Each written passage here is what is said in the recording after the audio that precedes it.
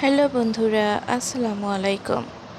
আমার বোবা ফুল গল্পের নতুন পর্ব নিয়ে হাজির হয়েছি। আশা করি তোমাদের ভালো লাগবে। তো চলো শুরু করি। সুখের ঠোঁটে খেলা করছে মৃদু হাসি। পরনে প্লাজো, কিঞ্চিত উপরে পা তুলে পুলে ভিজিয়ে নাড়াচাড়া করছে। হাওয়ায় ছেড়ে রাখা চুল উঠছে এলোমেলো। সুখ সময় সময় কানের পিঠে গুজে দিচ্ছে সেসব। তার নজর নিবদ্ধ রয়েছে পায়ের দিকে।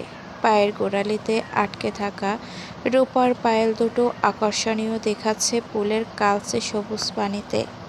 গালের ডান পাশে কিছু একটা উড়ে আসতেই ধ্যানাচ্যুত হয় রমণীর। চকিতে হাত উঠে এলো গালে। একটা কাগজ। কৌতূহলবশত সেটা চোখের সামনে তুলে ধরে পিটপিট চোখে তাকায় সুখ। যে তোমায় ভালোবাসে তাকে দুঃখ দাও, তাকে দাও গভীর যতনা, দাও তাকে সহস্র বছরের কিছু কথা সংগৃহীত।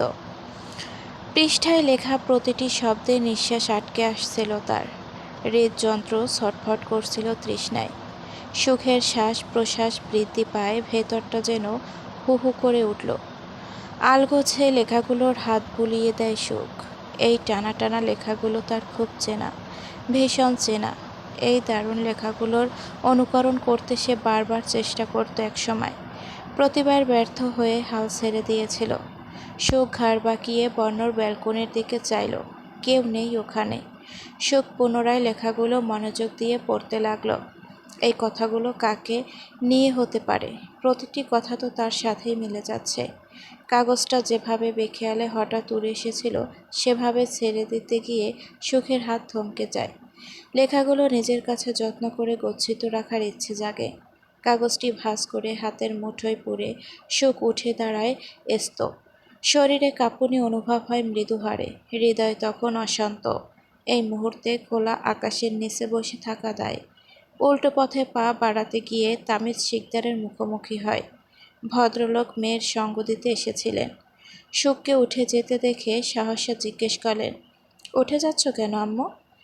সুখ ঠোঁট এলিয়ে হাসার চেষ্টা করে। এদিক ওদিক নজর ছিটিয়ে নিজেকে ধাতস্থ করে ইশারায় বুঝিয়ে দিল, ব্যাস এমনিতেই। এখানে বসতে আর ভালো লাগছে না। তামিজ শিকদার মেয়ের মাথায় আদরে হাত রাখেন। বললেন মুচকি হেসে, তাহলে রুমে যাও। এলোমেলো পা চালিয়ে বাড়ির ভেতরে প্রবেশ করে সে। ড্রয়িং রুম ভিড়িয়ে আসার সময় হানিফা বেগমের খ্যাটখ্যাট স্বর ভেসে আসে, ওই দামড়ি মাইয়া, এমন কইয়া ধরফরাইয়া কই যাস?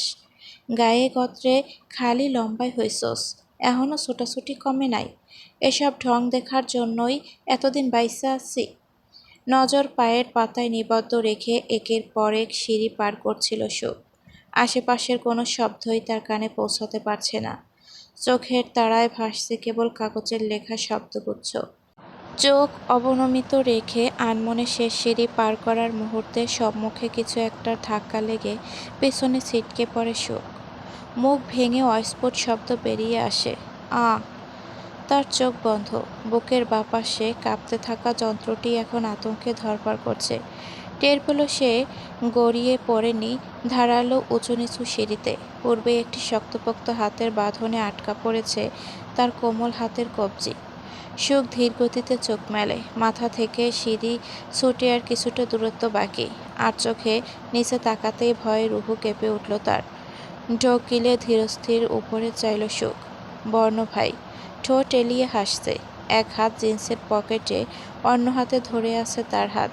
সুখ তাকাতেই চোখাচোখি হয়। মৃদু ঠোঁট নাড়িয়ে কিছু একটা বলল বর্ণ, যা সুখের কানে আতঙ্ক হয়ে বাজল। ছেড়ে দেই। বলার ফাঁকে হাত কিছুটা সামনে বাড়িয়ে দেয় বর্ণ, যার ফলে সুখের শরীর সমেত মাথা আরও খানিকটা পিছিয়ে গেল। সংখ্যায় ভীতিতে কলিজা চলকে ওঠে তার। বর্ণর হাতের তালুতে তখন তার হাতের তালু কঠোর বাঁধনে আবদ্ধ। সুখ বাঁধন আরও দৃঢ় করতে চাইল। ঠোঁটে ধূর্ত হাসি ফুটে উঠল বর্ণর। পুরো তুলে আচমকা হাতের আঙুল সিধে করে ফেলল সে। বর্তমানে সুখী কেবল আঁকড়ে আছে তার হাত। পুরুষটি সম্পূর্ণ মুক্ত করে দিয়েছে বাঁধন। সুখ টের পাচ্ছে হাত পিচ্ছিল হয়ে ধীরে ধীরে বর্ণর হাতে গলে আসছে। চোখে আতঙ্কিত নিয়ে ঘন ঘন দুদিকে মাথা ঝাঁকিয়ে না বোঝায় সুখ। এখন বর্ণনা বাঁচালে নিচ থেকে উঠে যাওয়ার শক্তি তার নেই। শেষ চেষ্টা হিসেবে বর্ণর তর্জনী আঁকড়ে ধরল সে। তখন তর্জনীতে তর্জনী আটকে পূর্বের ন্যায় দৃঢ়বন্ধনে আবদ্ধ করে নেয় বর্ণ। চোখ বুজে স্বস্তির নিঃশ্বাস ছাড়ে সুখ। বর্ণর চোখে অদ্ভুত শীতলতা, আস্ত একটা সুখের অস্তিত্ব তর্জনীর ভর করায় জিমে গড়া আর হাতের রগ ফুলে ফেঁপে উঠেছে। পেশিবাহুল পাথরের রূপ নিয়েছে যেন। একটা ডিল হয়ে যাক। এই সংকট মুহূর্তে কিসের ডিল? সুখ দাঁতে দাঁত চিপে অপর হাতে বর্ণকে ধরতে চাইলেও ছুঁতে পারল না। বেশি নড়াচড়াও করা যাবে না। সুখ আর চোখে টাইলস বিছানো খুরদার সিঁড়ির দিকে তাকিয়ে মাথা ঝাঁকায়। কি ডিল শুনে দেখা যাক।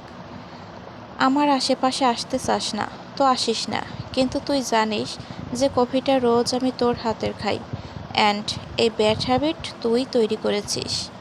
সুখ ফ্যালফ্যাল চোখে তাকায়। আব্বুকে মনে পড়ছে খুব। আব্বু বা কোথায়? আজ থেকে যতবার আমি বাড়ি থাকবো ততবারই আগের মতো কফি দিবি, আর সেটা নিজের হাতে মেক করবি। নির্বিকার ভঙ্গিতে গম্ভীর গলায় শুধালো বর্ণ। মনে হলো আদেশ জারি করল। সুখের অস্থিরতা এক মুহূর্তের জন্য স্থির হয়ে আসে।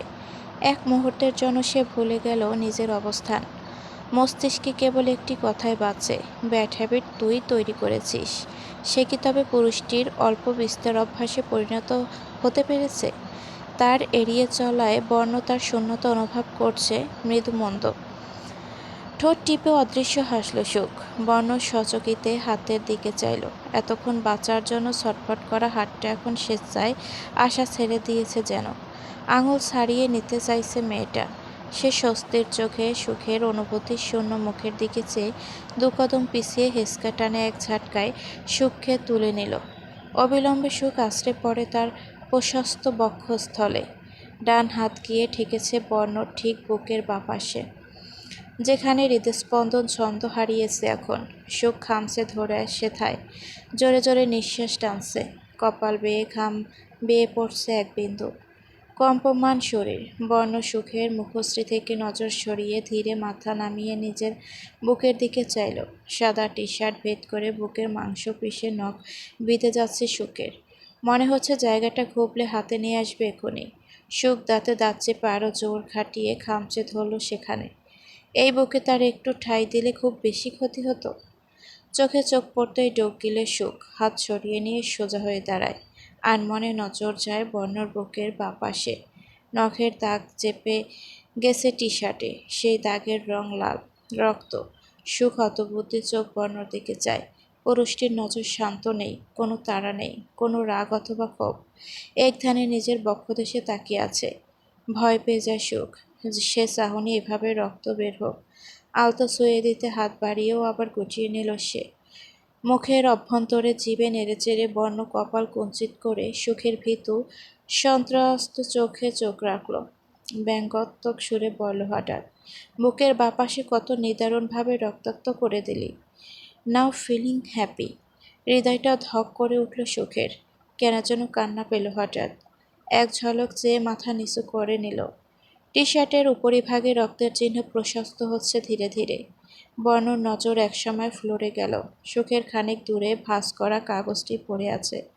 তার নজর অনুসরণ করে সুখ ডানে তাকাতেই মস্তিষ্ক সজাগ হয়। এখন যদি বর্ণভাই এটা খুলে দেখে, নিশ্চয়ই প্রশ্ন করবে, আমার জিনিস তোর কাছে পৌঁছলো কিভাবে? তখন সে কি জবাব দেবে? তড়িঘড়ি করে সুখ নিচে ঝুঁকে কাগজ কুড়িয়ে তুলে পেছনে লুকিয়ে ফেলে। হাসার চেষ্টা করল। বর্ণর কপালে সন্দেহের রেখা গাঢ় হয়। বুকের বাপাশে হাত ডলতে ডলতে এক পা দুপো এগিয়ে আসে। মেয়েটা যার পরনাই ভয় পেয়ে গেল এভাবে এগোতে দেখে। অবচেতন মনে সে নিজেও পিছিয়ে যেতে লাগলো। ইট পাথরের আস্তরণের পিঠ ঠেকে যেতেই শ্বাস আটকে স্তব্ধ চিত্রে দাঁড়িয়ে রয় সুখ। বর্ণ দুপাশের দেয়ালে হাত রেখে বন্দি করে নিয়েছে তাকে। চোখ উল্টিয়ে তাকায় রমণী। বর্ণর দৃষ্টি সুখের চোখের মণিতে। ছোট ছোট নেত্র পল্লবে কি যেন খুঁজে ফিরছিল। অতঃপর খানিক ঝুঁকে এসে বলল হুমকি স্বরূপ, হাত বের কর। কে লুকিয়েছিস? সুখ ঠোঁটে ঠোঁট চেপে দুদিকে মাথা ঝাঁকিয়ে কিছু না বোঝায়। বর্ণ এটা শোনার পাত্র নাকি? সে পুনরায় বল, কি আছে ওতে, দেখা দেখি। মনিদয় এপাশ ওপাশ ঘুরিয়ে এক কাণ্ড ঘটিয়ে ফেলল সুখ। আচমকা নিচে বসে পরপর বর্ণ এবং দেয়ালের মধ্যবিত্ত ফাঁক থেকে হামাগুড়ি দিয়ে গলে একছুটে বেরিয়ে গেল। পিছু ঘুরে একবার তাকিয়ে স্তপায় দৌড়ে চলে গেল চোখের অগোচরে। বর্ণ নিজ স্থানে থ মেরে দাঁড়িয়ে রইল। অত্যাধিক বিস্ময়ে জল কষে পড়ার উপক্রম। কিছু সেকেন্ড পার হতেই কপালে তর্জনী ঘষে বুড়ো গুটিয়ে আপনা আপনি বলল সে, এটা কি হলো? বুক কাঁপতে শোকের, গলা শুকিয়ে শরীরে ঘাম ছুটছে। তড়িঘড়ি হাতে সেন্টার টেবিল থেকে পানি নিয়ে ডকডক করে চুমুকে গ্লাসের জল শেষ করল। বর্ণর পাশাপাশি বহু হয়েছে, কিন্তু এতটা নিকটবর্তী ইতিপূর্বে গিয়েছে বলে মনে পড়ে না। অন্তঃস্থলের অস্থিরতা কমাতে সুখ রুম জুড়ে পায়চারি শুরু করে। একসময় বেডের কিনারা ঘেঁষে ধপ করে মেঝেতে বসে পড়ে। কাগজটা আবারও চোখের সামনে মেলে ধরে। ৬-এর অধিক বার পড়েও চোখ সরাতে পারছে না। চোখ দুটো অনিমেষ স্থির হয়ে আছে বর্ণর উড়িয়ে দেয়া ডায়েরির সেই ছেঁড়া পাতায়। যে তোমায় ভালোবাসে তাকে দুঃখ দাও। হ্যাঁ, সে পেয়েছে দুঃখ, ভেঙে চুরে গুড়িয়েছে অন্তঃস্থল। শত অনিদ্রের রাতে চোখে ঝরেছে অঝরে বৃষ্টি, নিঃশব্দ আর্তনাদ গলাধঃকরণ করে নিতে বারবার হাজারবার। তবে কি বর্ণ এটাই চেয়েছিল? প্রলম্বিত শ্বাস ছেড়ে কাগজটা গুটিয়ে বুকের কাছে দুহাত এনে ফেলল সুখ। মস্তিষ্ক প্রায় নিষ্ক্রিয়। একসময় উঠে গিয়ে স্টাডি টেবিলে চেয়ার টেনে বসল। হাতে কলম তুলে কাগজের উল্টো পিঠে লিখে রাখল, হয়তো এক জনম আফসোস নিয়েই কাটিয়ে দিতে হবে। আপনি ইচ্ছে করেই আমার হননি বর্ণ ভাই। এই মুহূর্তে যদি না সামনের এই ইট কংক্রিটের দেয়াল না থাকতো, তবে নিঃসন্দেহে সুখ দেখতে পেত গুনে গুনে ঠিক ৩ দেয়ালের পরে ফাঁকা আদার কক্ষে আসফিয়ান বর্ণ নামক নিষ্ঠুর অন্তরে গড়া পুরুষটির হিতাহিত জ্ঞান শূন্য হয়ে চুল খামচে বসে আছে। ক্ষণে ক্ষণে বুকে হাত চেপে হৃদযন্ত্রের ছটফট কমাতে চেষ্টা করছে। পরক্ষণে ব্যর্থ হয়ে বিরক্তিতে দাঁতে দাঁত নিষ্পষিত করে হাত মুঠোবদ্ধ করে সোফার হাতলে ঘুষি বসাচ্ছে। পায়ের সর্বস্ব দিয়ে সোফায় আঘাত করে আয়নার সামনে চলে এলো বর্ণ। বাইরেই বেরোচ্ছিল সে। মাঝপথে বোবাফুলের জন্য সব এলোমেলো হয়ে গেল। কোথায় যাওয়ার উদ্দেশ্য তৈরি হয়েছিল সেটাই মনে পড়ছে না তার এখন। সুখের নখ বিঁধে যাওয়া স্থানে মৃত্যু চিনচিন করছে, কিন্তু সেই সূক্ষ্ম ব্যথা বর্ণর জিমে গড়া শক্তপোক্ত শরীর কাবু করতে অক্ষম। এক টানে টি-শার্ট শরীর থেকে আলাদা করে ফেলল সে। পরপর ছুঁড়ে মারল দিকশূন্যে। কালো চাদরে আবৃত বেডের কোনায় গিয়ে পড়ল টি-শার্টখানা। হ্যাঁ, কালোই, এটাই তার প্রিয় রং। খুব খেয়াল করলেই পরিলক্ষিত হবে বর্ণর ব্যবহৃত অধিকাংশ জিনিসের রং ডার্ক। উদাম গায়ে আয়নায় নজর রাখে বর্ণ। পারফিউমের মাতাল করা ঘ্রাণে আশপাশ ভরে উঠেছে। বুকে ঘাড়ের উদ্রেক হয়েছে ইতিমধ্যে। আশ্চর্য, এমন ঠান্ডা পরিবেশেও ঘামছে কেন শরীর? বর্ণ রিমোট কন্ট্রোল চেপে কক্ষ হালকা আলোকিত করে। অবচেতন মনে হাত বিচরণ করছে বক্ষদেশের ক্ষতস্থানে। প্রথম প্রথম অনাকাঙ্ক্ষিত হলেও শেষের দিকে যে সুখ ইচ্ছে করেই শক্তি প্রয়োগ করেছে বর্ণর তীক্ষ্ণ মস্তিষ্ক তা বুঝে নিতে সময় ব্যয় করেনি। সেও নিশ্চুপ দেখতে চেয়েছিল মেয়েটা কতক্ষণ এভাবে খামচে ধরে রাখতে পারে।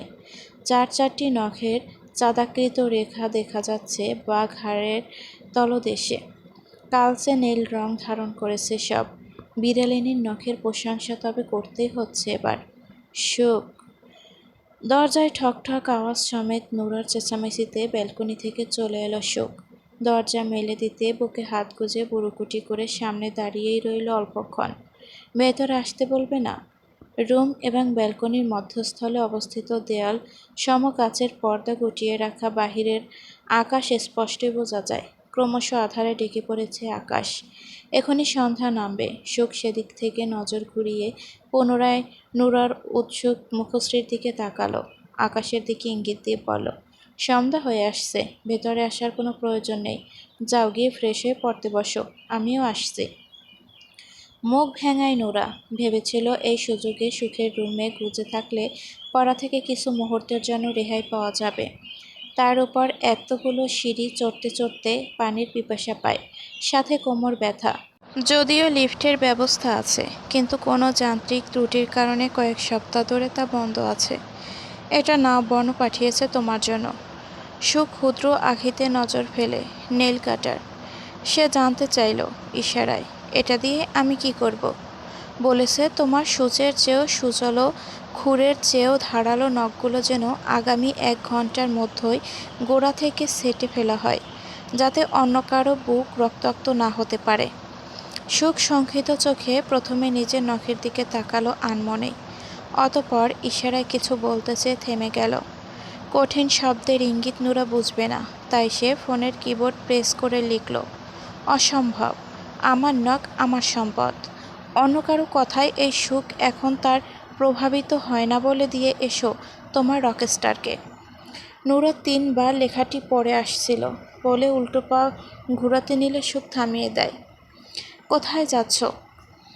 নুরা বেশ গম্ভীর সুরে ছটফট গলায় বলে, তোমাকে একটু আগে যা বললাম তা 1 মিনিট পর্যন্ত দাঁড়িয়ে মুখস্থ করে এসেছি।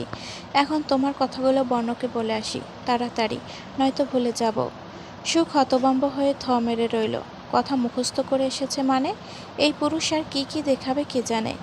নুরাকে পুনরায় ফিরে আসতে দেখে সুখ প্রশ্নতীত চোখে চাইল। সে কাছাকাছি এসেই বলল, মনে পড়ার ভঙ্গিতে ফিসফিসিয়ে।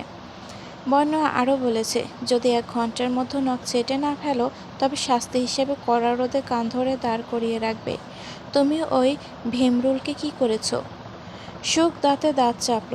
এমনিতেই সময় নির্ধারণ করে দিয়ে আদেশ জারি করল, তার উপর শাস্তি দেওয়ার হুমকি। তাচ্ছিল্য হাসল সুখ।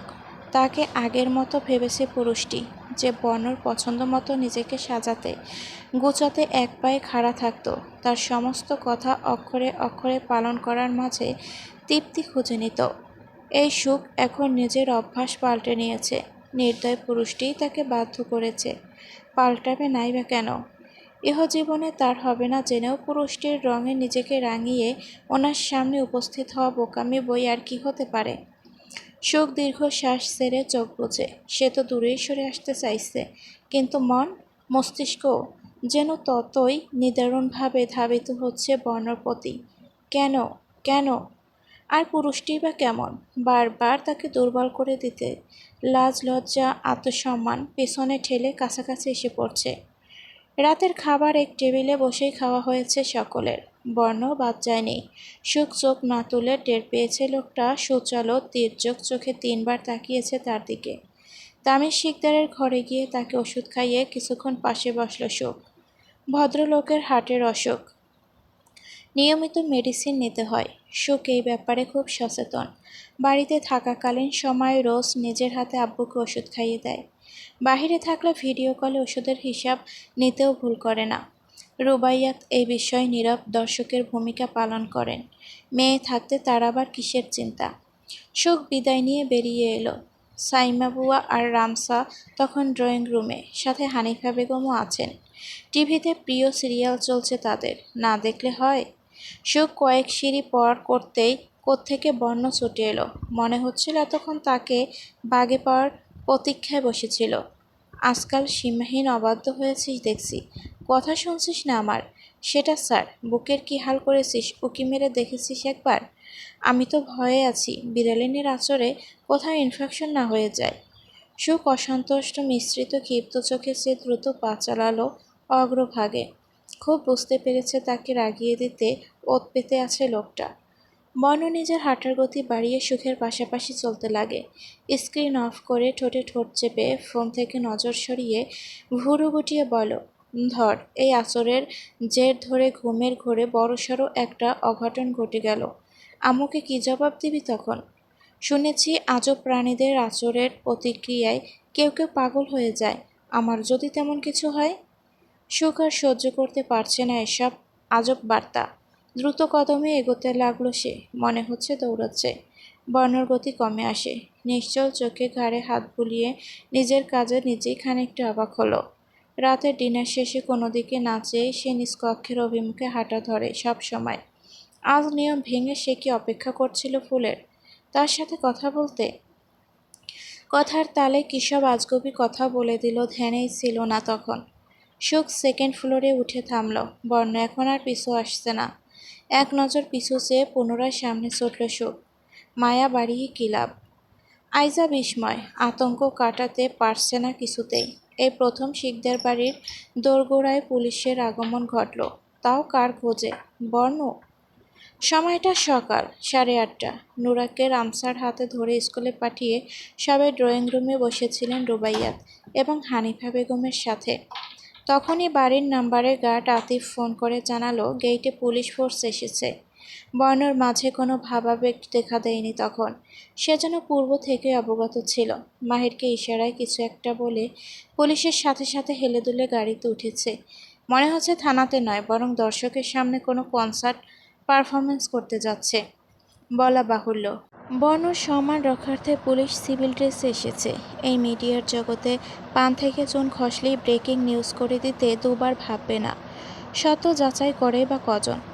আপ্যায়নে কোনো ত্রুটি রাখেনি পুলিশ কমিশনার জুবায়ের। চোখে মুখে খুশির ধারা উপসে পড়ছে তার। বর্ণর সান্নিধ্য পেয়ে নিজেকে ধন্য মনে করছে। ভদ্রলোক নাকি তার বিশাল বড় ভক্ত।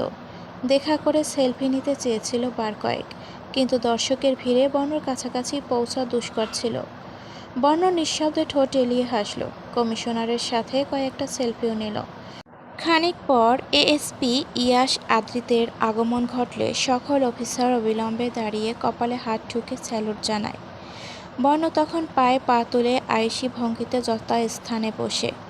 রূপম খুনের ব্যাপারে সাক্ষ্য লাগত বর্ণর।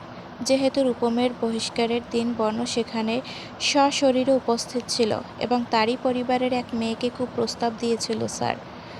বর্ণর পাশাপাশি সুখের মুখখানি নিঃসৃত বাণীও চাইছিল আসফিয়ার। বর্ণ ঠান্ডা গলায় যেন হুমকি দিল, আজকের পর থেকে সে এবং তার পরিবারের কোনো সদস্য কোনোভাবেই রূপম হত্যার কেসের সাথে ইনভলভ হবে না। অফিসরাও যেন তাদের ভুলে যায়। এটা এক প্রকার তার জন্য মানহানি। প্রথমবার হাসিমুখে স্বেচ্ছায় তাদের সাথে চলে এলেও দ্বিতীয়বার ছাড় দেবে না। এএসপি ইয়াস আদ্রিত জোরপূর্বক হেসে মুখের অভ্যন্তরে দাঁতে দাঁত নিষ্পেষিত করে সব শুনেছে। মাথার ভেতর ঝড় পাকিয়ে যাচ্ছিল। রূপমের লাশের ওই পার্সেল ছাড়া কোনো এভিডেন্স নেই খুনি পর্যন্ত পৌঁছার। পার্সেল নামক সেই কফিন থেকেও কোনো ক্লু পাওয়া যায়নি। ভবিষ্যতে আদৌ খুনি শনাক্ত করা সম্ভব হবে কি না জানা নেই। যতক্ষণ সেখানে ছিল বর্ণর অধর জুড়ে বাঁকা হাসির রেখা কিঞ্চিতও কমেনি। রুমালে ঢাকা মুখশ্রীতে তখন চোখ দুটো দেখা যাচ্ছিল কেবল। বাহিরে পা রাখতেই হাত মুঠো বদ্ধ হয়ে চোয়াল শক্ত হয়ে আসে আপনা আপনি। কালসে দোসর চোখের গহীনে নিষ্ঠুর হিংস্রতা। মাহির বাইক নিয়ে বাইরে দাঁড়িয়েছিল। বর্ণকে চক্ষু গোচর হতেই এগিয়ে আসে। বর্ণ হঠাৎ অগ্নি চক্ষু নিয়ে তেড়ে আসতে ভরকে গেল মাহির। 2 কদম পিছিয়ে হড়বড় করে বলল ভীত গলায়, আমি কিছু করিনি ভাই। চোয়াল খিচে চোখ বুঝে ভুরু রেখার উপর তর্জনী ঘষে বর্ণ। নিজেকে সংযত করার এটাই প্রচেষ্টা। চোখ খুলে দৃঢ় অথচ রুড়ু স্বরে বলে উঠল ভাষায়, সরে আয়। মাহির তাই করে। বাইক ছেড়ে খানিক দূরে সরে আসে। বর্ণ বিলম্ব না করে উঠে বসল। পরপর হেলমেট পরে ভো ভো শব্দ তুলে উড়ে বেরিয়ে গেল গেট পেরিয়ে। হতভম্বে দাঁড়িয়ে মাহির সেকেন্ড কয়েক পর চেঁচিয়ে উঠল, ভাই আমি এখানে। বর্ণ শুনতে পেয়েছে তার হতাশ মিশ্রিত বাক্য। সে তো ততক্ষণে চোখের আড়ালে। মাহির দীর্ঘশ্বাস ছাড়ে। এভাবেই চলছে জীবন। তবে বর্ণকে সে বড় ভাইয়ের মতোই ভালোবাসে সর্বদা। তার জন্য জীবন দিতেও দুবার ভাববে না। আজ সে এখানে দাঁড়িয়ে আছে, দম ভরে শ্বাস নিতে পারছে, শুধুমাত্র বর্ণর জন্যই, নয়তো কবেই আকাশের মেহমান হয়ে যেত। আজ থেকে 3 বছর আগের কথা। হসপিটালের বেডে শায়িত ছিল মাহির। 2টো কিডনি ড্যামেজ হয়ে গিয়েছে, প্রতিস্থাপন করতে হবে। মধ্যবিত্ত পরিবারের বাবার টাকাতে সংসার চলে। 3 ভাই বোনের মাঝে সেই সবার বড়। তখন সে ভার্সিটির গণ্ডিটাও পেরোয়নি। বাড়ি গিয়ে টিউশনি করে কত টাকায় বা আয় করত। তাকে সুস্থ করতে লক্ষ লক্ষ টাকা ব্যয় করার সামর্থ্য বাবার ছিল না। কিন্তু কেউ হাল ছেড়ে দিতে নারাজ। মায়ের বিয়ের গহনা বিক্রি করে দিল মাহিরের নিষেধ অমান্য করে, যা তিনি পরম যত্নে দীর্ঘ বছর আগলে রেখেছে। কোনো মায়ের কাছে নিশ্চয়ই সন্তানের জীবনের চেয়ে এই সামান্য গহনার প্রয়োজন বেশি হবে না। বাস্তবতা বড্ড নিষ্ঠুর। মধ্যবিত্ত অথবা গরিবের জন্য তো আরও দুর্বিষহ। প্রতিবেশী আত্মীয়স্বজন কেউ ধার দিতে নারাজ। মাহিরের মতো তাদেরও বিশ্বাস ছিল সে আর বেঁচে ফিরবে না ওই পথ থেকে। মৃত্যুই শেষ পরিণতি। শুধু শুধু টাকা নষ্ট। ছেলেকে হারিয়ে ধার নেওয়া টাকা আর ফেরত দিতে ইতিউতি করতে পারে, এই ভয়ে সবাই সাহায্যের বদলে নিজেদের অভাবের কাহিনী পাঠ করে শোনাতো। আজ মাহির সম্পূর্ণ সুস্থ সবল ও স্বাভাবিক। সেদিন বর্ণই পাশে দাঁড়িয়েছিল তাদের ভেঙে পড়া পরিবারের। চিকিৎসার সমস্ত টাকা নিজে বহন করেছে। এই ঋণ কি দিয়ে শোধ করা যায়? বর্ণ ফেরার পর থেকে উদ্বিগ্ন চিত্তে প্রশ্নের পর প্রশ্ন করে যাচ্ছে আইজা। ভদ্রমহিলা ভয় পেয়েছিলেন পুলিশ দেখে। তার চেয়ে বেশি ভয় পেয়েছেন কোথাও ছেলের প্রেস্টিজে আঘাত আসবে না তো। বর্ণ আশ্বস্ত করেছে, তেমন কোনো ব্যাপার নয়। ব্যাস অল্প স্বল্প একটু প্রয়োজন ছিল তাকে ওই পুলিশদের। হানিফা বেগম এহেন সংবাদে গদগদ করে উঠল। সত্যি বলেছ দাদু ভাই? পুলিশগো তোমার সাহায্য দরকার ছিল? তোমার কাছে আইছে তারা? বর্ণ ড্রয়িং রুম বেরিয়ে যাচ্ছিল। দাদুর কথায় ছন্দ হেসে পিছু ঘুরল। পরপরই দুদিকে হাত প্রসারিত করে কিঞ্চিত মাথা ঝুঁকিয়ে সায় জানালো। বুঝালো ওনার কথাই সঠিক। বৃদ্ধা আরও পেয়ে বসে। রুবাইয়াতকে শুনিয়ে গর্বের সহিত বলে, দেখছো আমার নাতির কাছে হাত পাততে স্বয়ং পুলিশ অফিসাররা আইছিল। কত মান্য করে তারে। সুখ তখন গার্ডেনে বসেছিল বই হাতে। ওই চার দেয়ালের থেকে বেশি খোলা আকাশের নিচের প্রকৃতির মৃদু হাওয়া পড়তে স্বাচ্ছন্দ্য বোধ করে সে। বর্ণকে ফিরতেও দেখেছে। বাড়ি প্রবেশের পূর্বে এক ঝলক তার দিকে চেয়েছিল। চোখাচোখি হওয়ার আগেই নজর সরিয়ে নিয়েছে সুখ। পাছে যদি পা উল্টো চালিয়ে তার কাছে উড়ে এসে নির্লজ্জের মতো অহংয়ের সাথে বলে বসে, তুই এখানে বসে গেটের কি তাকিয়েছিলি? এর মানে আমার জন্য ওয়েট করছিলি? I am right? এমন কথাগুলো আগে বর্ণর মুখে শোনা দিনের আকাশে চাঁদ দেখার মতো হলেও এই বর্ণ বেশ দম্ভ নিয়ে বলতে পারে। তা গত কয়েকদিনে বেশ ভালো করেই বুঝে নিয়েছে সুখ। সে যে ভালোবাসে তা ওই উজবুক রকস্টার জানতে পেরেছে যে। কেন যে সেদিন জাতমান ভুলে মনের কথা তুলে ধরলাম। বাড়িতে পুলিশ আগামনী বার্তা আজাদ শিকদারে পৌঁছে দিয়েছিল আইজা। তিনি সরজলদি ছেলের নাম্বারে ডায়াল করেন তৎক্ষণাৎ। বর্ণ সে সময় থানায় ছিল বিধায় রিসিভ করেনি। রুমে পৌঁছে ল্যাপটপ সামনে নিয়ে ভদ্রলোককে কল ব্যাক করে বর্ণ। এমনিতেই প্রথমে কল তুলেনি, তার উপর যদি কল ব্যাক না করা হয়, সেই চিরপরিচিত বাক্যটি আবার শুনতে হবে। এতটা অধপতন হয়েছে তোমার? খুব বড় হয়ে গিয়েছ, এখন বাবাকে আর চোখে পড়ে না? না। রিং পড়ার সাথে সাথে আজাদ শিকদার কল তোলেন, যেন বর্ণর কলের অপেক্ষাতেই বসেছিলেন। মুখের ভাষা গম্ভীর। বর্ণ দু চার কথা বলে ফোন রেখে দিল টি টেবিলে। বাস পাখির ন্যায় তির্যক নজর পূর্ব থেকে স্থির ছিল ল্যাপটপে। আজাদ ফিরেছেন শিকদার নিবাসে, মাঝপথেই আছেন। বাতাসের সাথে খিলখিল হাসির শব্দ ভেসে আসছে। ক্ষণে ক্ষণে মৃদুমন্দ চিৎকার চেঁচামেচি। সুখের মন টিকছে না গার্ডেনে। দোলনা ছেড়ে উঠে খানিক দূরে শিউলি গাছের গোড়ায় গিয়ে উকি দিল। অদূরে স্থপিত সুইমিং পুলের ওপাশে খালি জায়গায় নূরা অভ্র ফুটবল ছোড়াছুড়ি খেলছে। অভ্র সময় সময় বল না ছেড়ে অদ্ভুত কায়দায় পায়ের পাতায় ঘুরাচ্ছে, আর নূরা তার পেছনের টি শার্ট টেনে ধরে বল নেয়ার চেষ্টা চালাচ্ছে। ব্যর্থ হয়ে আবার মেকি কান্নার ভান ধরে, তা আবার কোমল হাতে আঘাত হানছে, অথবা অভ্রর আগে পিছে ছুটছে। খানিক বাদে সাহস্য যোগ দিল তুফাও। তিনজন ত্রিকোণ আকৃতি দাঁড়িয়ে একে অপরকে বল ছুড়ছে। সুখ আর থাকতে পারল না, বই হাতে নিয়ে এগিয়ে এলো সেদিকে। ঠোঁটের কোণে অল্প বিস্তার হাসি। কালো পোশাকধারী আতিফ এবং আসলাম দুই গার্ড সটান দাঁড়িয়ে আছে বাড়ির ভেতরে প্রবেশের মূল দরজায়। সুখ এস্ত গিয়ে হাতের মোটা বইখানা আতিফের কাছে জমা রেখে চলে এলো নুরাদের কাছে। শিকদার বাড়ির চার রত্ন কি করছে? মাহিরের আগমনে খেলা স্থগিত হলো। অব্র কিছু বলতে চাইছিল, তার আগেই নুরা উচ্ছ্বাস গলায় বলল, মাহির তুমিও এসো, অনেক মজা করছি আমরা। গোল কতবার খেলি আমার কাছ থেকে সেটাও এক্সপ্লেন কর। অভ্রর ঠোঁটে দুষ্ট হাসি। তার কথায় ঠোঁট টিপে হাসল বাকিরাও। নুরা ছোট ছোট চোখে তাকায় অভ্রর মুখশ্রী পানে। অতপর পায়ে পাড়া দিয়ে ক্ষিপ্রস্বরে বল, দাদুর মতো চিট করে ভাদ্র মাসের কুত্তর মতো আমায় পিছু পিছু ঘুরিয়ে এখন গাল এলিয়ে হাসছো? Same on you. অচিরেই মাহিরের জিভ চলে এলো দাঁতের ফাঁকে। জিভ কেটে পরপর ঠোঁটে ঠোঁট গুজে মৃদু হাসল সে। একবার বেখেয়ালে চোখাচোখি হয় তুফার সাথে। রমণী বোধহয় তার দিকে তাকিয়েছিল। সে তাকাতেই লজ্জা মিশ্রিত হেসে নজর সরিয়ে নেয়। মাহির তপ্ত শ্বাস ফেলে। গত কয়েকদিন সে অনেক ভেবেছে তুফাকে এখানেই থামাতে হবে, নয়তো পরিণতিতে যা হবে তার জন্য নিজের কাছে নিজে অপরাধী হয়ে থাকতে হবে।